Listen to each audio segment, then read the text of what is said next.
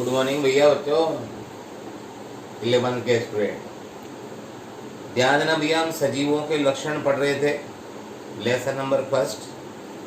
वास्तव में क्या लेसन नंबर फर्स्ट में बकवास, लेकिन क्या है, कभी कभार एक आध साल में एक आध क्वेश्चन आ जाता है। कल हमने लक्षण पढ़े थे सजीवों के। कल जहाँ तक पढ़ा था भी उसके आगे अगला पढ़ने जा रहे हैं भैया। इसमें कल 4 लक्षण हो गए थे। बताओ कौन कौन से 4 लक्षण कौन से हुए थे। एक तो श्वसन हो गया, उपापचय हो गया, और भाई श्वसन हो गया, उपापचय हो गया, और बताओ ना, सोरे हो गया भैया। अच्छे से देखो, उत्तेजनशीलता हो गई। तो कल हमने ये लक्षण पढ़े थे। सबसे स्पष्ट लक्षण जो था ना भैया वो था उत्तेजनशीलता, ठीक है। और सबसे मुख्य लक्षण पोषण। 4 ही तो पढ़े थे भैया। पहला पोषण, दूसरा उत्तेजनशीलता, तीसरा श्वसन, चौथा उपापचय। अब 4-5 लक्षण आज और पढ़ लेंगे यार, तो देखिए ध्यान देना भैया। आज अब भैया 5वां लक्षण पढ़ने आ रहे हैं, जो भैया कल नहीं जुड़ा था। सुनना, सजीवों के लक्षण। पहला पोषण, दूसरा उत्तेजनशीलता, और तीसरा क्या था भैया उसके अंदर, तीसरा था उसके अंदर श्वसन, चौथा था उपापचय। अब यहाँ से समझा भैया, जैसे नहीं समझा उसके बाद वीडियो आ जाएगा, आ जाएगा। अब 5वां लक्षण है भैया इसके अंदर जीवन चक्र। 5वें जीवन चक्र, यानी इसको कहते हैं लाइफ साइकिल। जन्म से लेके मृत्यु तक प्रत्येक जीव विभिन्न अवस्थाओं से गुजरता है भैया। मेरा जन्म हुआ, शिशु अवस्था आई, बाल्य अवस्था आई, किशोर अवस्था आई, युवा अवस्था आई। पेड़ पौधों में भी ऐसे ही होता भैया। बीज था, फल बना, फल के अंदर बीज आया, बीज का अंकुरण हुआ, नया नवोदित छोटा पौधा बना, फिर बड़ा पौधा बना, फिर उसमें फल आए। सभी में ऐसे ही होता है। तो भैया यहाँ पर इसमें क्या बताएंगे, सजीवों का 5वां लक्षण है जीवन चक्र, लाइफ साइकिल। और क्या बताएंगे भैया, इसकी परिभाषा होगी जन्म से मृत्यु तक। जन्म से मृत्यु तक प्रत्येक जीव भैया, जन्म से लेके मृत्यु तक प्रत्येक जीव क्या होता है, विभिन्न अवस्थाओं से गुजरता है। तो देखो यहाँ बता रहे भैया, प्रत्येक जीव विभिन्न अवस्थाओं से गुजरता है, विभिन्न अवस्थाओं से गुजरता है।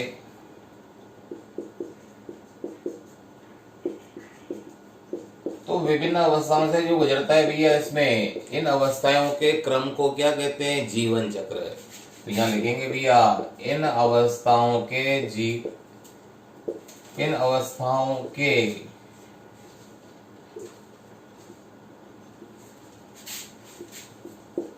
इन अवस्थाओं के क्रम को, भाई अवस्थाओं का क्रम तो होगा ना, इसी को कहते हैं जीवन चक्र।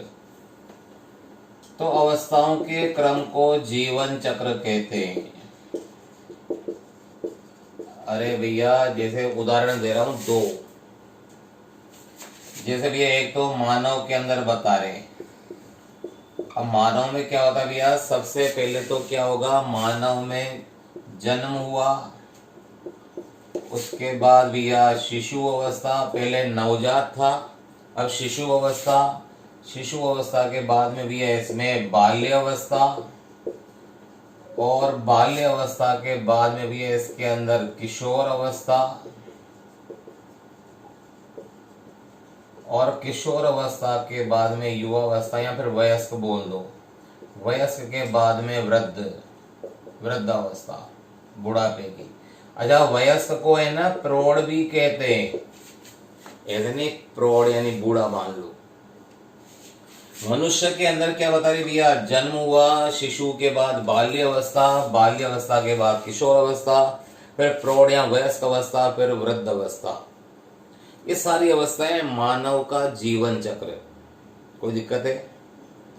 अब दूसरा उदाहरण देखिए भैया, मेंढक। अब मेंढक ने भैया अंडा दिया, अंडे से फिर भैया टेडपोल लार्वा निकला, टेडपोल लार्वा, उसके बाद जाके बना भैया वयस्क। प्रत्येक जीव जन्म से लेके मृत्यु तक विभिन्न अवस्थाओं से गुजरता है। इन्हीं सभी अवस्थाओं के क्रम को क्या कहते हैं? जीवन चक्र। ये जीवन चक्र भी या लाइफ साइकिल और सभी सजीवों में पाया जाता है। जैसे बता रहे भैया, मानव में जन्म हुआ, शिशु अवस्था, बाल्य अवस्था, किशोर अवस्था, वयस्क अवस्था, वृद्ध अवस्था, तो क्रम हो गया ना अवस्थाओं का क्रम, इसी को कहते हैं जीवन चक्र। अच्छा, इसके दौरान क्या होगा? जो वयस्क होंगे ये वापस जनन करके वापस क्या करेंगे भैया? शिशुओं को जन्म देंगे। तो चक्र हो गया ना, चक्री बन गई। जैसे यहाँ पर अंडा, अंडे से टेडपोल लार्वा निकला, उससे वयस्क बना, वयस्क ने वापस अंडे दिए, ये वयस्क ने वापस अंडे दे दिए, तो चक्र बन जाएगा। इसी का नाम है जीवन चक्र। ये सजीवों में होता है लेकिन निर्जीवों में नहीं होता। सजीवों में तो होगा लेकिन निर्जीवों में नहीं होगा। ये पांचवा लक्षण हो गया भैया सजीवों का। देखो याद करो, पहला कौन सा था?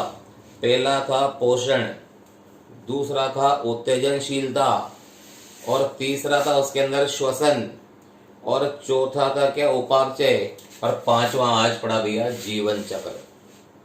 कोई दिक्कत है? अरे सिंपल ही है, जन्म से मृत्यु तक प्रत्येक जीव विभिन्न अवस्थाओं से गुजरता है। अब विभिन्न अवस्थाओं से गुजरता है तो इन अवस्थाओं के क्रम को क्या कहते हैं? जीवन चक्र। फिर बताएंगे भैया मानव के अंदर और मेंढक के अंदर जीवन चक्र, दो उदाहरण बता दिए भैया। और भैया सजीवों में तो पाया जाता है, निर्जीवों में नहीं पाया जाता। निर्जीवों में काय का जीवन चक्र, काय का अंडा, काय की बाल्य अवस्था कुछ भी नहीं होती भैया। और ये तो अपन स्पष्ट देखते हैं, तो सजीवों का एक मुख्य अभिलक्षण है। पर सबसे मुख्य कौन था? सबसे मुख्य पोषण। और जो सबसे स्पष्ट दिखता है वो क्या था भैया? उत्तेजनशीलता। हालांकि ये भी दिखता है, तो ये भी मुख्य अभिलक्षण है। तो ये हो गया भैया पांचवा लक्षण। अब आगे ध्यान दे भैया, इसके बाद बता रहे भैया यहां पर इसमें अगले लक्षण की बात कर लेते हैं। अब अगले लक्षण की बात करने जा रहे भैया, जीवन चक्र तो हो गया। अब अगला बताने जा रहे भैया छठा लक्षण।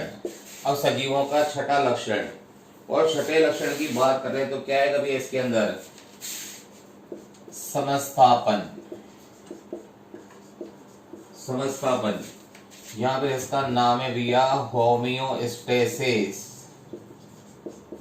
ये समस्थापन या होमियोस्टेसिस, हमारे शरीर में कोई परिवर्तन होता है, उसका प्रतिरोध करने की क्षमता। भाई मेरे शरीर में एसिडिटी बढ़ गई तो मैं इसका प्रतिरोध करूंगा। तो आंतरिक शरीर मतलब हमारे शरीर के आंतरिक वातावरण में कोई परिवर्तन होता है तो हमारे अंदर उसका प्रतिरोध करने की क्षमता पाई जाती है। जैसे बाह्य वातावरण में सुई आ गई तो उत्तेजनशीलता हम भाग गए। रसगुल्ला दिखाया, लार टपका दी, लेकिन वो क्या था? उत्तेजनशीलता। लेकिन शरीर के अंदर के वातावरण में, शरीर के अंदर कोई भी परिवर्तन हो तो हमारा शरीर क्या करता है? जैसे पीएच का संतुलन, लवण का संतुलन, जल का संतुलन, ये सारी चीजें होती है समस्थापन। और फिर एक उदाहरण दे रहा हूं, दिन के समय हम पिक्चर हॉल में जाते हैं तो भैया थोड़ी देर तक हम पिक्चर चल चुकी है तो हमें थोड़ी देर के लिए कुछ भी नहीं दिखाई देगा, लेकिन 2-4-1 मिनट के बाद हमारे को वहां के बैठे हुए व्यक्ति सारे दिखाई देते हैं। यानी हमने संतुलन कर लिया, संतुलन हो गया। एक पदार्थ होता है रोडोप्सिन, हमारी आंखों में रोडोप्सिन बनता है। जब हम प्रकाश से अंधकार में जाते हैं तो बनता है, तो हमारे को अंधकार में भी दिखाई देता है। तो भैया मैं तो ऐसे ही करता हूँ, पिक्चर हॉल में गया, पिक्चर हॉल में जाएगा तो क्या वहां क्या होगा? अभी अंधेरा हो रहा था, बाहर से अंदर गया मुझे दिखाई नहीं, दूसरे के पैर और दब गए और पता चला दूसरे के सीट पे जाके बैठ गया। तो भैया जब लोग वहां लड़ते हैं मैं तो ये कहता हूँ भैया रुक जाओ, 1 मिनट तो रुक जाओ यार, रोडोप्सिन तो बना लूं। नहीं ऐसे होगा, नहीं होगा बताओ। तो जब हम प्रकाश से अंधकार में जाते हैं तो हमारे नेत्रों के अंदर रोडोप्सिन बनता है, उसके बनने में 1-आध मिनट लगता है, तब तक हमारे को नहीं दिखाई देता। और जैसे ही रोडोप्सिन बन गया नेत्रों में तो हमारे को अंधकार में भी दिखाई देता है। इस तरह के सारे संतुलन, समस्थापन का अर्थ है संतुलन। तो क्या बताएंगे इसकी परिभाषा? शरीर में या जीवों में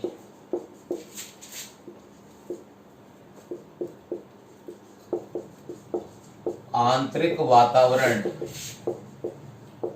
में होने वाले, यानी हमारे शरीर के अंदर होने वाले परिवर्तनों का प्रतिरोध करने की क्षमता पाई जाती है। प्रतिरोध करने की क्षमता पाई जाती है। तो भैया ये जो प्रतिरोध करने की क्षमता पाई जाती है, इसी का नाम क्या है भैया? समस्थापन। अरे अपने शरीर में कोई परिवर्तन हो जाए तो उसका प्रतिरोध करने की क्षमता है। बैलेंस होएंगे अपन तो। मेरे शरीर में लवणों की मात्रा बढ़ गई, मूत्र के साथ में लवण त्याग दिए, तो शरीर के अंदर तो भैया क्या हुआ? लवणों का संतुलन हो गया। तो इसमें क्या क्या आएगा भैया? उदाहरण है जल संतुलन, लवण संतुलन, पीएच संतुलन, पीएच यानी अम्ल क्षार, ये भैया। और प्रकाश से अंधकार में जाएंगे तो भी संतुलन। अरे बोल तो रहा हूं भैया, हमारे अंदर शरीर में कोई भी चेंज होगा तो हम उसका प्रतिरोध करते हैं, और इस प्रतिरोध की क्षमता को कहते हैं समस्थापन। नीट में आ चुका है। इसके बारे में तो एक खास बात बता रहा हूं भैया, वैज्ञानिक का नाम भी नीट में है। इसको बताने वाला वैज्ञानिक था Walter D Kennan. Walter D Kennan भैया के अनुसार है ये, इस वैज्ञानिक का नाम भी आ चुका है। तो भैया सजीवों के शरीर में आंतरिक वातावरण में होने वाले परिवर्तनों का प्रतिरोध करने की क्षमता पाई जाती है, जिसे समस्थापन कहते हैं, और इसे वाल्टर डी केनन ने बताया था। जैसे उदाहरण जल संतुलन, लवण संतुलन, पीएच संतुलन। इन सबको करने के लिए हमारे अंदर दो अंग पाए जाते हैं। अंगों को कहते हैं समस्थापन नहीं, समस्थैतिक अंग। एक तो त्वचा और एक वृक्क। बताओ शरीर के अंदर जो वातावरण में परिवर्तन होंगे उसका प्रतिरोध कौन से अंग करेंगे? त्वचा और वृक्क। अरे शरीर के अंदर टेम्परेचर बढ़ गया तो हम पसीना त्याग करके बॉडी का टेम्परेचर बैलेंस करते हैं। शरीर के अंदर जल, लवण, पीएच संतुलन यदि ये बिगड़ रहे हैं तो भैया वृक्क उसका कंट्रोल करेगा। तो कोई पूछे भैया परिभाषा क्या है? सजीवों के आंतरिक वातावरण में होने वाले परिवर्तनों का प्रतिरोध करने की क्षमता समस्थापन कहलाती है। किसने बताया था? वैज्ञानिक का नाम भी इंपॉर्टेंट है, वाल्टर डी केनन। और हमारे शरीर में कितने समस्थापी या समस्थैतिक अंग पाए जाते हैं? दो, त्वचा और वृक्क। और इसके अंतर्गत हो गया था संतुलन, जैसे जल संतुलन, लवण संतुलन, पीएच संतुलन। ये दूसरा लक्षण हो गया भैया, निर्जीवों में नहीं होता, सजीवों में होता है। छठा लक्षण हो गया, पहला पोषण, दूसरा उत्तेजनशीलता, तीसरा श्वसन, और चौथा उपापचय। और फिर पांचवा कौन सा पढ़ा भैया आज? पांचवा पढ़ा था हमने जीवन चक्र, और छठा समस्थापन। 6 हो गए भाई। आज शाम तक आपको कल के वीडियो नहीं आ पाए, उसके लिए माफी मांगते हैं। आज आ जाएंगे वीडियो और नोट्स भी दे देंगे आपको जैसे ही लेसन पूरा होगा। इसमें तो लेसन पूरा होते ही देंगे, लेकिन अगले लेसन से क्या होगा? पहले लेसन के पूरे नोट्स भेज देंगे। कोई पूछना है भैया? पूछना है तो भैया अपने एक कागज पे क्वेश्चन लिखो, मुझे व्हाट्सअप कर दो। अभी तो अपन पूछेंगे तो क्या क्लास डिस्टर्ब हो जाएगी। चलें सुने। तो ये तो हो गया भैया इसके अंदर कौन सा लक्षण? ये तो हो गया इसके अंदर छठा लक्षण। अब आगे ध्यान दें।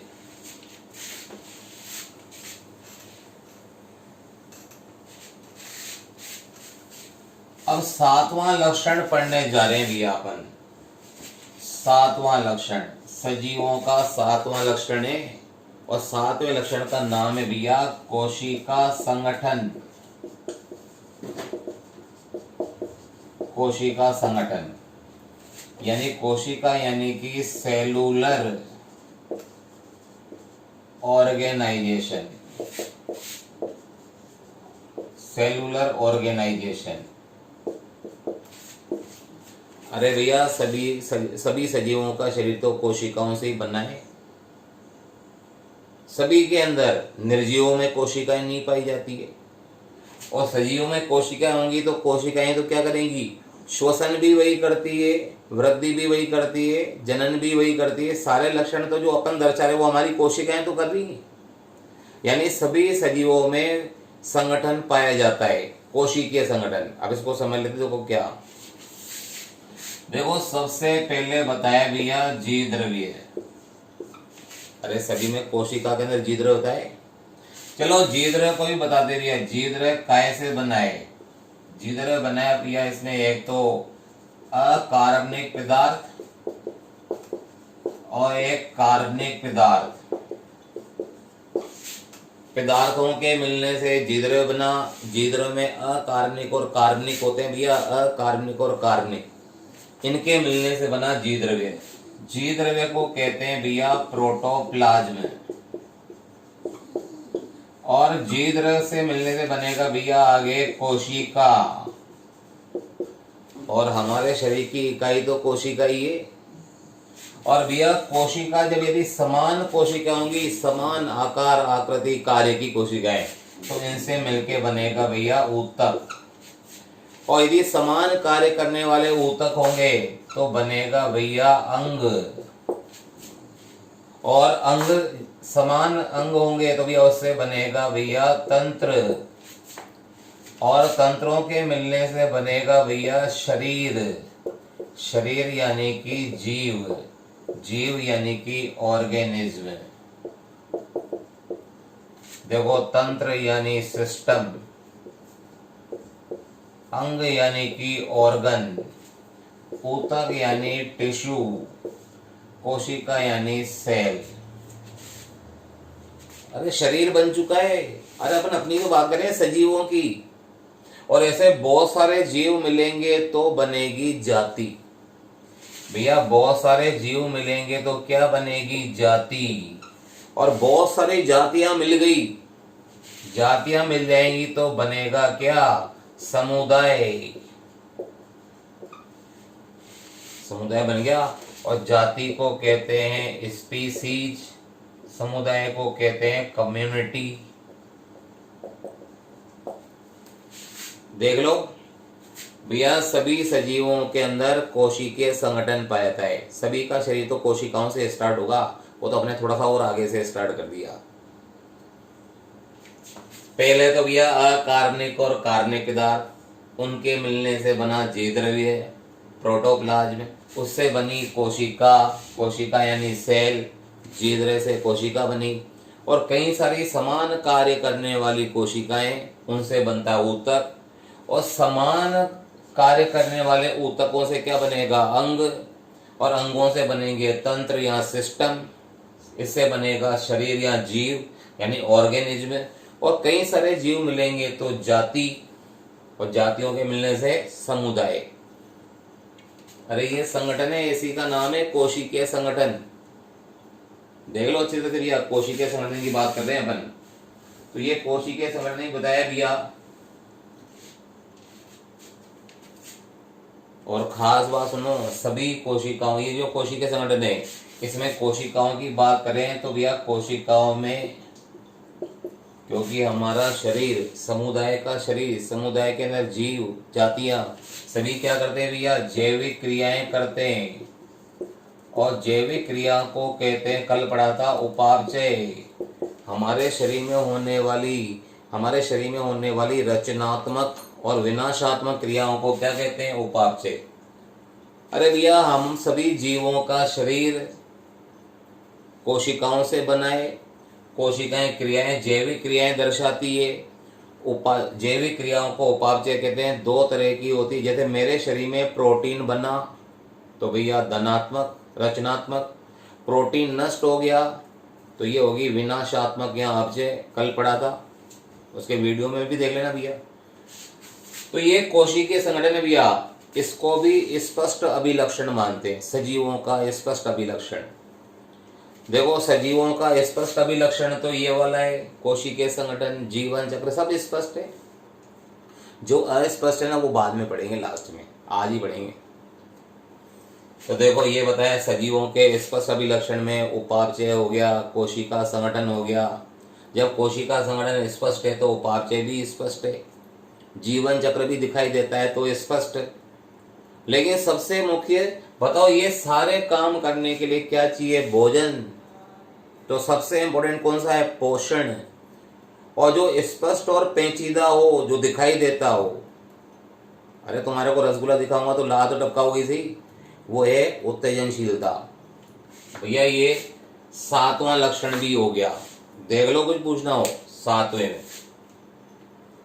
तो बोलना क्या है? सभी जीवों का शरीर कोशिकाओं से बना होता है।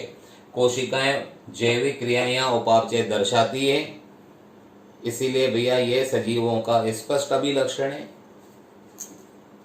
कोई दिक्कत है?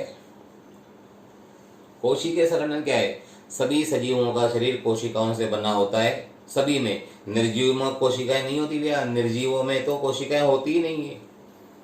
तो सजीवों का शरीर कोशिकाओं से बना है, तभी तो कोशिकीय संगठन कह रहे हैं। और संगठन कैसे बताया? पहले जी द्रव्य, अकार्मिक कार्मिक पदार्थों से जी द्रव्य, जी द्रव्य से कोशिका, कोशिका से ऊतक, ऊतक से अंग, अंग से तंत्र, तंत्र, तंत्र से शरीर, जीव, जीवों से जाति, जातियों के मिलने से समुदाय। पर भैया एक इकाई का नाम क्या है? कोशिका। जैविक क्रियाएं दर्शा रही है, जिसे उपापचय कहते हैं। तो क्या कहेंगे भैया? ये जीवों का, सजीवों का स्पष्ट अभिलक्षण है। 7वां हो गया। अब 8वां ध्यान देना भैया। अब 8वें लक्षण की ओर चल रहे हैं भैया। कल 4 हो गए थे, आज 3 हो गए भैया। अब सुने भैया आगे, इसके बाद बताने जा रहे हैं भैया अपने इसके अंदर 8वां अभिलक्षण है जनन। जनन यानी कि रिप्रोडक्शन। 8वां अभिलक्षण ध्यान देना भैया। देखो इसमें क्या है? परिभाषा, पहले तो परिभाषा, डेफिनेशन। परिभाषा, किसी जीव के द्वारा स्वयं के समान संतानें उत्पन्न करना। किसी जीव के द्वारा स्वयं के समान संतानें उत्पन्न करना क्या कहलाता है? जनन। यहां लिख देंगे भैया, जीव के द्वारा स्वयं के समान संतानें उत्पन्न करना। स्वयं के समान संतानें उत्पन्न करना। तो स्वयं के समान संतानें उत्पन्न करना, इसे कहते हैं जनन कहलाता है। भैया जनन की परिभाषा होगी, जैसे मानव होगा तो मनुष्य के बच्चे ही तो पैदा होंगे। ऐसे थोड़ी ना होगा कि भैया सूअर से मनुष्य के बच्चे हो रहे हैं भैया, या पीपल के पेड़ से पीपल का पेड़ ही तो बनेगा, कोई बरगद का थोड़ा बनेगा। तो बताएंगे क्या? जीव के द्वारा स्वयं के समान संतानें उत्पन्न करना जनन कहलाता है। जनन की परिभाषा भी स्पष्ट तौर पे परिभाषा दे रखी है हमने। और जीव कैसे होंगे? माता पिता के समान। यानी यहां बताएंगे भैया संतानें कैसी होंगी भैया? संतान बराबर माता पिता के समान होगी। ये दिख तो रहा है ना, माता पिता के समान होगी। तो भैया ये खास बातें हैं इसमें। और बताओ यदि माता पिता के समान होगी, या थोड़ा सा अंतर आता है यार देखो, लेकिन इसको अपन बात कर रहे हैं लैंगिक जनन की। अब यह जनन जो होता है, इसके जनन के भी प्रकार हैं, 2 प्रकार। एक होता है अलैंगिक जनन,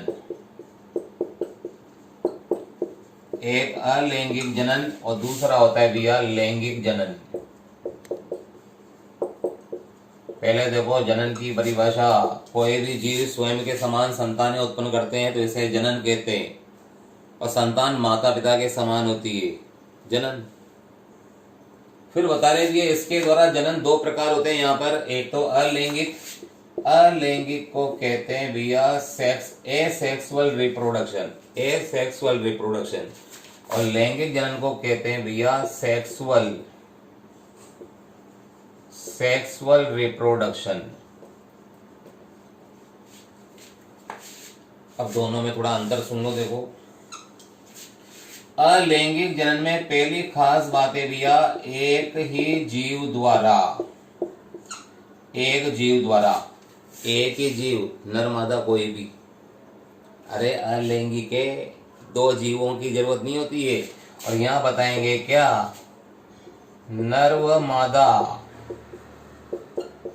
दो जीवों के द्वारा, नर व मादा दो जीवों के द्वारा। कोई दिक्कत है भैया? अंतर बता दिया।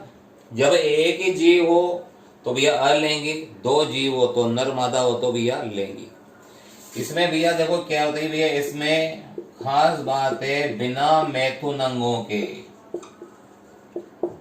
बिना मैथुन अंगों के होती है ये, मैथुन अंगों की जरूरत ही नहीं। अरे एक जीव में काहे के मैथुन अंग? मैथुन अंग तो तब काम में आते हैं जब नर अपने शुक्राणु को मादा के शरीर में डालता है, पर इसमें तो एक ही जीव है तो बिना मैथुन अंगों के। और अगला है भैया बिना युग्मकों के, बिना युग्मकों के। अरे भैया शुक्राणु अंडाणु की जरूरत भी नहीं है, बिना मैथुन अंगों के, बिना युग्मकों के, बिना शुक्राणु अंडाणु के, एक ही जीव द्वारा। और इधर उल्टा है, नर मादा दो जीवों के द्वारा। दूसरा क्या होगा भैया, इसमें मैथुन अंगों की आवश्यकता होती है। तो इधर देखो मैथुन अंगों की आवश्यकता, इधर तो मैथुन अंगों की आवश्यकता है भैया। यहां बताएंगे भैया नर व मादा युग्मक द्वारा, नर व मादा युग्मक द्वारा होगा भैया ये। नर यानी कि शुक्राणु और मादा युग्मक यानी अंडाणु। देख लो, किसी भी जीव के द्वारा स्वयं के समान संतानें उत्पन्न करना जनन कहलाता है। संतानें माता पिता के समान होंगी। जनन के दो प्रकार है, एक तो है अलैंगिक, एक है लैंगिक। अलैंगिक में एक ही जीव, लैंगिक में नर मादा दोनों। अलैंगिक में बिना मैथुन अंगों के, ये बिना मैथुन अंगों के होगा और इसमें मैथुन अंगों की आवश्यकता होगी। मैथुन अंग क्या होते हैं भैया? वे अंग जिनके द्वारा नर अपने शुक्राणु को मादा में प्रवेश कराता है। इधर तो एक ही जीव है तो काय के मैथुन अंग, एक ही जीव है तो भैया बिना युग्मकों के। यदि युग्मक आ गए तो लैंगिक जनन होगा। तो इधर तो बिना युग्मकों के, इधर नर मादा युग्मक के द्वारा। नर युग्मक शुक्राणु और मादा युग्मक अंडाणु। देख लो, कोई दिक्कत हो? 8वां लक्षण चल रहा है भैया, दिक्कत है क्या? अरे मुस्कुराते हुए पढ़ो यार, पूरा समझ में आना चाहिए। पहला लेसन थोड़ा सा है, इसमें क्वेश्चन भी ज्यादा नहीं आते, कोई इक्का दुक्का आ जाए तो आ जाए। देख लो, कोई दिक्कत हो? अब आगे सुने चले। अब भैया ये जो अलैंगिक जनन है, इस अलैंगिक जनन के प्रकार बता रहा हूं। देखो, अलैंगिक जनन में इसके प्रकार मैं इसके उदाहरण और प्रकार, इसके नाम। इसमें पहला आएगा भैया बीजाणु द्वारा। बीजाणु को कहते हैं स्पोर। तो स्पोर जो होता है ना भैया अलैंगिक जनन। अरे नर और मादा युग्मक नहीं है तो कोई अलग संरचना बनेगी, बीजाणु। और बीजाणु के द्वारा इसमें होता है भैया, यहाँ तो इसका उदाहरण है कवक, या इसको कहते हैं फंजाई। कवक या फंजाई, कोई दिक्कत है?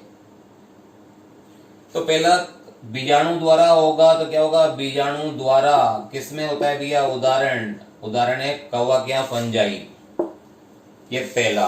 और सेकंड देखो क्या होगा भैया, इसके अंदर खास बात सेकंड के अंदर बता रहे भैया, इसमें मुकुलन द्वारा। अरे आगे विस्तार होगा, बीजाणु क्या होता है, मुकुलन क्या होता है। अगला है भैया मुकुलन, यानी कि बडिंग द्वारा। इसमें आएगा भैया उदाहरण ईस्ट, दूसरा हाइड्रा। एक तो ईस्ट और एक हाइड्रा, ये इसके उदाहरण। ये पहला प्रकार, ये दूसरा। देख लो, कोई समस्या भैया? दूसरा प्रकार भी हो गया। तीसरा देखो क्या है इसमें, तीसरा भी है इसके अंदर विखंडन। विखंडन यानी कि फ्रेगमेंटेशन। विखंडन यानी फ्रेगमेंटेशन द्वारा। अब विखंडन का अर्थ है भैया, कोई शैवाल हो उसके टुकड़े टुकड़े कर दो, विखंडित कर दो, हर टुकड़े से नया शैवाल बन जाएगा। एक ही तो जीव चाहिए, एक जीव में बीजाणु बन गए तो उदाहरण कवक, यदि उसमें कलिकाएं बन गई तो मुकुलन, उदाहरण ईस्ट और हाइड्रा। अरे हाइड्रा तो पढ़ा है तुमने, देखो हाइड्रा के ऊपर कलिकाएं बन जाती है, कलिकाओं का बनना मुकुलन। एक जीव की आवश्यकता है तो अलैंगिक। और तीसरा देखो उदाहरण भी इसमें विखंडन द्वारा। विखंडन द्वारा में क्या आते हैं भैया, एक तो आते हैं तंतुमय शैवाल, इसमें मेन तो आते हैं भैया तंतुमय शैवाल और तंतुमय कवक, और इसके अलावा उदाहरण आते हैं भैया मॉस। देखो शैवाल यानी वही टंकियों में जो हरे रंग की काई जमती है ना, वो शैवाल, और जो रोटियों पे फफूंद आ जाती है वो कवक। और आप कोटा बेरा जाओ, वहां चट्टानों पे, क्या किसी नदी के किनारे जाओ, चट्टानों पे हरे हरे रंग की पत्तीदार संरचनाएं होती है, छोटी छोटी, उन्हें कहते हैं मॉस। शैवाल क्या भैया, टंकियों में या तालाब के नीचे तल पर हरे रंग की काई होती है, वो शैवाल। रोटी पे फफूंद आ जाती भैया, वो कवक। खड़ी चट्टानों पे यदि कोई पौधे छोटे छोटे उग जाते हैं, मॉस। इन सब में क्या होता है भैया, विखंडन। तो ये विखंडन भी बता दिया, कोई दिक्कत हो देख लो। इसके बाद ये अगला चौथा, वास्तविक पुनर्जनन। ये वास्तविक पुनर्जनन जिसको कहते हैं रीजनरेशन। रीजनरेशन, अरे पुनरुद्भवन बोल दो इसको, तो क्या है, इसको पुनरुद्भवन भी बोल सकते, पुनरुद्भवन यानी कि रीजनरेशन। और इसकी जो खास बात है भी, इसके उदाहरण जो है, इसके उदाहरण फेमस है भैया। सबसे मेन उदाहरण बता रहा हूं भैया, प्लेनेरिया, सबसे मेन। ऐसा प्राणी भी इसको बोलते हैं चाकू की धार पर विभाजित होने वाला प्राणी। इसको केवल क्या है, ये प्लेनेरिया होता है ना, इसको चाकू दिखाएंगे ना, देखो इस तरह से, ये प्लेनेरिया, इसको चाकू से, इसको केवल चाकू टच करेंगे ना, टच, ये चाकू से टच कर रहे हैं, तुरंत दो भागों में बढ़ जाता है। तो आप देखो ऐसा स्पेशल है पुनरुद्भवन, जितने टुकड़े करोगे उतने भाग बन जाएंगे। देखो अब हमारे सामने क्या क्या हो गया वो समझ लो। देखो जनन के बारे में, देखो जनन के बारे में, किसी जीव के द्वारा स्वयं के समान संतानें उत्पन्न करना जनन कहलाता है। संतानें माता पिता के समान होती है। जनन के दो प्रकार हैं, अलैंगिक और लैंगिक। अलैंगिक में एक ही जीव द्वारा, लैंगिक में दो जीव नर मादा द्वारा। अलैंगिक में बिना मैथुन अंगों के, यहाँ पर मैथुन अंगों की आवश्यकता। अलैंगिक में बिना युग्मकों यानी बिना शुक्राणु वंडाणु के, और लैंगिक में नर मादा युग्मक द्वारा, शुक्राणु वंडाणु के द्वारा। फिर अलैंगिक जनन के प्रकार है, लैंगिक जनन के कोई प्रकार नहीं। अरे विकसित है तो लैंगिक जनन होगा, और अविकसित जीव है तो अलैंगिक। फिर अलैंगिक के प्रकार देख लो, बीजाणु या स्पोर द्वारा, उदाहरण कवक। अरे जीवों के अंदर छोटे छोटी गोल संरचनाएं बनती है, उनको कहते हैं बीजाणु। चल बीजाणु, अचल बीजाणु, आगे अगले दूसरे लेसन में आएगा। इसके बाद भी इसमें बीजाणु के उदाहरण है कवक या फंजाई। फिर दूसरा भी है मुकुलन। मुकुलन में क्या होगा, जीव के शरीर के बाहर, जैसे कि जीव है भैया, इसके शरीर के बाद देखो ये कलिका बन रही है, ये वाली कलिका बनेगी तो मुकुलन। उदाहरण ईस्ट और हाइड्रा। ईस्ट क्या है भैया, कवक, और हाइड्रा क्या है, एक जंतु। फिर बताएंगे भैया विखंडन, किसी भी पौधों के जीवों के टुकड़े टुकड़े कर दो, उतने नए जीव बन जाएंगे। उदाहरण क्या है, तंतु में शैवाल, तंतु में कवक और मॉस। फिर अगला भैया वास्तविक पुनर्जनन। इसमें क्या होता है भैया, पुनरुद्भवन भी कहते हैं, वैसे इसकी असली परिभाषा है खोए हुए अंगों की पुनः प्राप्ति। जैसे हमारी हड्डी टूट जाए वापस जुड़ जाती है, छिपकली की पूंछ कट जाती है वापस आ जाती है, मेंढक का पेड़ तोड़ दो वापस आ जाएगा। मेंढक का पेड़ नहीं, पेड़। पुनरुद्भवन, सबसे ज्यादा पुनरुद्भवन की क्षमता किसमें पाई जाती है, प्लेनेरिया। और प्लेनेरिया को क्या होता है, इसको बोलते हैं चाकू की धार पर विभाजित होने वाला प्राणी। इसको चाकू की धार टच करेंगे ना, वैसे ही दो भागों में बढ़ जाए। तो ये भैया जनन के बारे में बताया। आठवां लक्षण देख लो, कुछ पूछना हो तो। आठवां लक्षण पूछना हो तो देख लो।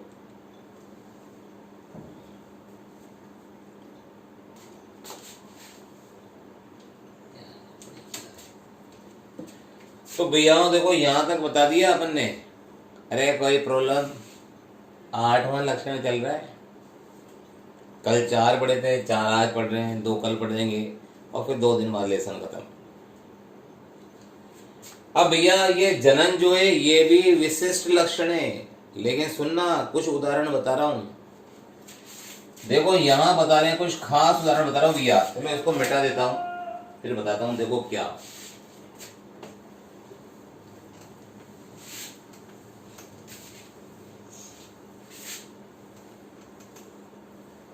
अब कुछ उदाहरण देखना भैया। देखो एक बता रहे हैं खेसर, खेसर मतलब खच्चर, ठीक है। दूसरी है भैया कामगर, कामगर बंदीय मधुमक्खी, कामगर बंदीय मधुमक्खी। और तीसरा है भैया अनउर्वर मानव युगल। ये अपनी एनसीईआरटी किताब दे रखे हैं और यही क्वेश्चन नीट में ज्यादा है भैया। क्या क्या अर्थ है भैया? ये 3 वो है। देखो एक तो निर्जीवों में तो जनन होता नहीं है। हाँ, बड़े निर्जीव का कोई बड़ा पत्थर है, उसको फेंकोगे टुकड़े टुकड़े हो जाएंगे, संख्या बढ़ जाएगी, संख्या बढ़ जाएगी। तो देखो यहां बता रहे भैया, एक तो खेसर, अरे खच्चर घोड़े और गधे के संकरण से बनाए। पर भैया ये घोड़े और गधे के संकरण से तो बनाए, पर इसमें जनन क्षमता नहीं है। दूसरी मधुमक्खियों में होती है श्रमिक मधुमक्खियां। श्रमिक यानी कि कामगर, जो काम करती है, घर को संभालती है। बंदी है यानी जनन नहीं होगा। ऐसी मधुमक्खियों में भी जनन नहीं होता है। देखो एक तो खच्चर घोड़े और गधे के संकरण से बनाए। वैष्णो देवी पे जो चलते हैं ना भैया टट्टू, एक पिट्टू है टट्टू, उसको बोलते हैं घोड़े के ऊपर बैठ गया रे। अरे वो खच्चर होते हैं, घोड़े और गधे के संकरण से बने। आप घोड़े पे तो एक ही बार बैठोगे शादी में, और अभी यहाँ बैठोगे तो क्या यहाँ घोड़े मिल जाए तो बैठ सकते हो भैया। और दूसरा जो है वैष्णो देवी यात्रा पे जाते हैं तो क्या होता है खच्चर, खच्चर क्या है भैया नर, इसमें घोड़े और गधे के संकरण से बना, पर जनन क्षमता नहीं है। दूसरा मधुमक्खियों में 3 रूप होते हैं, नर, श्रमिक और रानी। नर और रानी में तो जनन होता है, पर जो कामगर बंदीय मधुमक्खी है इसको श्रमिक कहते हैं, इसको श्रमिक कहते हैं भैया। देखो डिस्टर्ब करने वाले बहुत सारे होते हैं, ध्यान देना बुरा चीज है, तुम तो ध्यान दो। श्रमिक मधुमक्खी है, इसमें भी जनन नहीं होता है। तीसरा अनउर्वर मानव युगल, कुछ शादीशुदा जोड़े ऐसे होते हैं, नहीं शादीशुदा हुए भैया, मैथुन भी किया लेकिन बच्चे नहीं हुए, यानी कि उनमें जनन नहीं है। अनउर्वर यानी कि अनफर्टाइल, अनफर्टाइल मानव युगल यानी कि मैन, यही बोलते भैया ह्यूमन पेयर। ह्यूमन पेयर का अर्थ है भैया नवशुदा, देखो नव विवाहित शादीशुदा युगल। पर आपकी किताब में क्या दे रखा है? अनउर्वर मानव युगल। ये 3 वो हैं भैया देखो जिनमें जनन क्षमता नहीं पाई जाती है। अब बताओ किसी किसी में जनन क्षमता नहीं है तो क्या जनन को विशिष्ट लक्षण माने? क्या नहीं, जिसमें कुछ भी अपवाद आएगा तो उसको विशेष नहीं मानेंगे, समझ ना भैया। जिसमें कुछ भी अलग से आ गया, देखो जनन के बारे में इतना सारा बता दिया, पर बताओ 3 कौन से ऐसे हैं जिनमें जनन नहीं होता है? खेसर या खच्चर, खच्चर को इंग्लिश में कहते भैया मूल। कांगर बंदीय मधुमक्खी श्रमिक यानी कि वर्कर, श्रमिकों में वर्कर बता। अनउर्वर मानव युगल, नव विवाहित शादीशुदा युगल, पर जनन नहीं कर पा रहे भैया, बच्चे पैदा नहीं हो रहे। तो क्या कहेंगे भैया? ये सब के सब इनमें जनन की क्षमता नहीं होती है, जनन नहीं होता है। तो क्या जनन जीवों का विशिष्ट अभिलक्षण माने? बोला नहीं। तो ये सब क्या होता है? इनमें जनन नहीं होता है, ये सब के सब क्या है भैया? अपवाद। और जहां अपवाद आ जाएगा तो उसको क्या बोलेंगे? अपवाद है, इसलिए जनन विशेष लक्षण नहीं है। ये भैया 8वां लक्षण हो गया। कुछ खास बातें थी, देखो ध्यान देना अच्छे से। देख लो, कुछ भी पूछना तो भैया, पूछना है क्या? पूछना है क्या भैया? 8 लक्षण हो गए, देखो कल 4 पढ़े थे, 4 आज। पूछना हो तो भैया व्हाट्सएप पे लिख के भेज देना। 2 लक्षण देखो पूरे तो नहीं हो पा रहे, कम से कम आधा घंटा दीजिए। वैसे एक लक्षण खास है, दूसरा तो नहीं पढ़े तो भी चलेगा। अब वो खास क्या है भैया, वही बता रहे हैं। इसमें वृद्धि, अब आपने मिश्री देखी है, मिश्री बड़ी भी हो सकती है, छोटी भी हो सकती है, शक्कर के दाने छोटी भी हो सकते हैं। तो वृद्धि जो होती है वो निर्जीवों में भी होती है, पर निर्जीवों में तो केवल बाहर बाहर, और हमारी वृद्धि अंदर। तो जब जिसमें अपवाद हो जाए, निर्जीवों में वृद्धि होती है, अपवाद हो गया भैया, तो उसको भी विशेष लक्षण नहीं मानेंगे, पर वो कल पढ़ेंगे। आज के लिए बहुत है भैया, बाय बाय, गुड नून।